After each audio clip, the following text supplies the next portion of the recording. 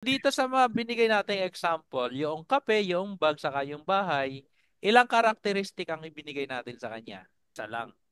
Na? Yung kape, dinescribe lang natin siya as mainit.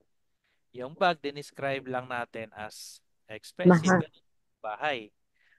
Yung babae, dinescribe lang natin as maganda. Yung lalaki, ay yung person, dinescribe lang natin as mabait. At yung bata, dinescribe lang natin as healthy. Ngayon, paano naman daw kapag bibigyan pa natin ng higit pa sa isang description, yung kape, yung bag, saka yung bahay? Meron po yung iba't ibang paggawa. Sa i-adjective, iba po. Sa na-adjective, iba. So, meron tayong hot coffee. Ilang description yung binigay natin sa kape? Isa. Which is hot. Paano mo naman daw sabihin dalawang description ng kape? Masarap at mainit na kape. So, magiging dalawa na yung description ng kape. So, ang gagawin lang natin, minsan, pagsasamahin lang natin yung dalawang adjective, which is napag-aralan natin nung nakarang linggo. No?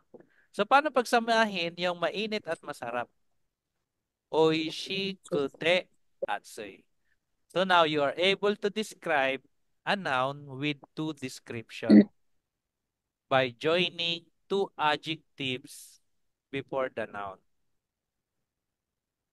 Of course, with following the formula how to combine two adjectives using e-adjective. Same sa na-adjective. Paano ba mag-combine ng na-adjective? So, kind person, ilang description ang binigay natin sa person? Isa lang, kind. Ngayon, dadagdagan natin, handsome. So, we have handsome and kind. Ayon sa napag-aralan natin, paano natin gamitin or paano natin ipag-combine ang dalawang adjective gamit ang na-adjective. Lalagyan natin ng de in between two adjectives. Samo So din. now, you are able to describe the person using two adjectives using na-adjectives. So, hansamu de shinsetsu na hito desu. So, ganyan po siya. Oishikote atsui kohi desu. Hansamu de shinsetsu na hito desu. Ang aking school ay malaki at kulay blue building. Paano sabihin to? Gakuwa oki desu. First description. Soshite aoi biru desu. Paano natin pag-isahin ito? Gaku wa ukikute akai biru desu. Aoi biru desu yun eh. Hai. Gakuwa oki kote aoi biru desu. So first description, oki. Second description, aoi biru. So joining them using kote. Hi, it's a Japanese style and interesting building.